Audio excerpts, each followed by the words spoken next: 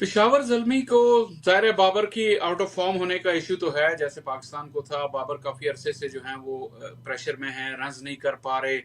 और उसके अलावा जो ज़्यादा वरीइंग साइन है, रन्स तो आपको पता है कि अच्छे बैटर्स पर भी टाइम आता है बुरा, या लेकिन उनकी फील्डिंग भी ड्रॉप कर गई है। इजी कैचेस, जो कि Babar used to be one of the very safe pair of hands जब वो अपनी पीक या पे थे बैटिंग में, तो अब वो इजी कैचेस छोड़ रहे हैं। कैप्टनसी में उनके क्वेश्चन मार्क्स रहे, तभी वो पाकिस्तान के कैप्टन हटाए गए, फिर बनाए गए, फिर हटाए गए।